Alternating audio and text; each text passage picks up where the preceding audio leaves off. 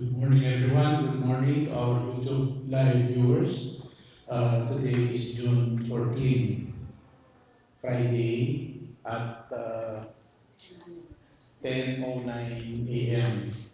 We have pre-bid conference meeting. Before we proceed, let us first invoke the blessing of God to be followed by the singing of the national anthem. Let us all stand.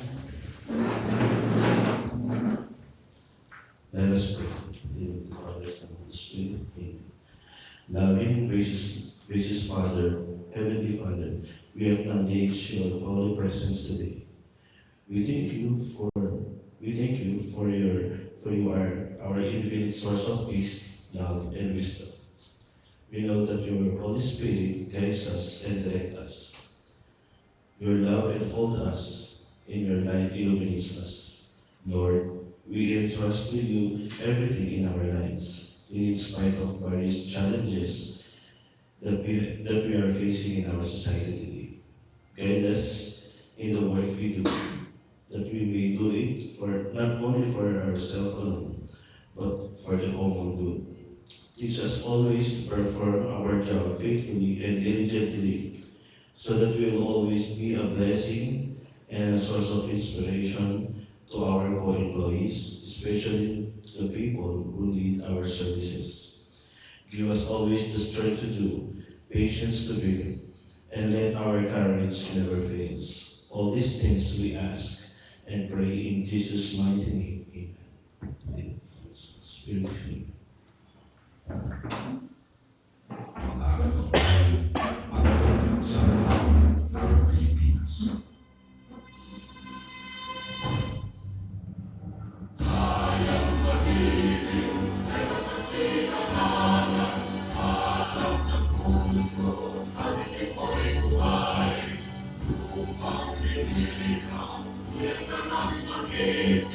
Sa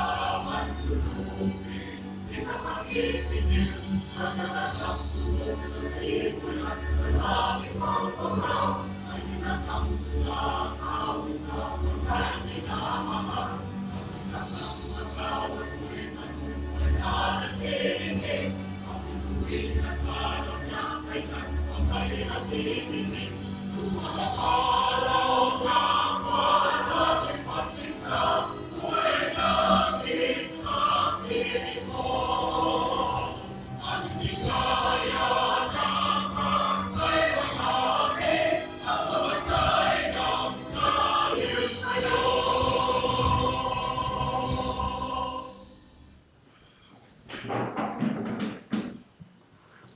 Thank you very much. May I first acknowledge the presence of the Bank Secretariat headed by Engineer Erwin D. Salvador. Good morning. The Bank Committee headed by Engineer Adel D. Catanes, our chairperson, and also our Assistant District Engineer. We have also the presence of Ma'am Melinda Miglad, our regular member, the Chief of Human Resource and Administrative Section. Engineer Robin Kabustan, the provisional member, Chief of Planning and Design Section. Engineer Julio Elano Villanis, also a regular member, Chief of Quality Assurance Section, and the TWG headed by Architect Dennis Tunana. Good morning. And yours truly, Engineer Randy Liksay, the Vice Chairperson. Today we have two contracts. We will discuss first the first contract as shown on the screen, 24 GCK20, the supply and delivery of various equipment for use in the operation of Tarlac 2nd District Engineering Office, San Francisco, Concepcion, Tarlac, with approved budget for the contract of 21,315,000 pesos. The next contract with ID number 24 GCK22, supply and delivery of materials, requirement for the maintenance of national roads and bridges within 3rd District of Tarlac, Bamban, Cabas, Concepcion, and La Paz, Tarlac. The approved budget for the contract is 16,527,074 pesos and 55 centavos. The prospective bidders may obtain further information from our office, the DPWH Tarlac 2nd District Engineering Office, Barangay San Francisco, Concepcion, Tarlac, during weekdays at 8 a.m. to 5 p.m. A complete set of bidding documents may be acquired by interested bidders on June 7 to 27, 2024.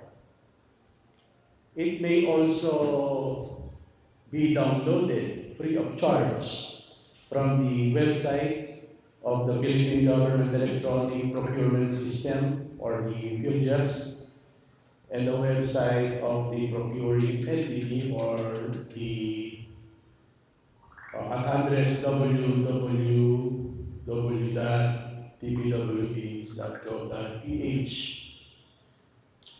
The schedule for the opening of bids shall be on June 27, 2024, after the submission of all the bids at 10 a.m. here at the DPWH Tarlac 2nd District Engineering Office Conference Room and through YouTube live streaming. So, for further information, please refer to the Back Secretariat Head, Engineer Erwin D. Salvador, at cell phone numbers 0975-993-0479 and 0970-828-8944. Okay. Is there any question or classification or verification? Sorry. There being none, this meeting is adjourned. Thank you very much, and God bless us all.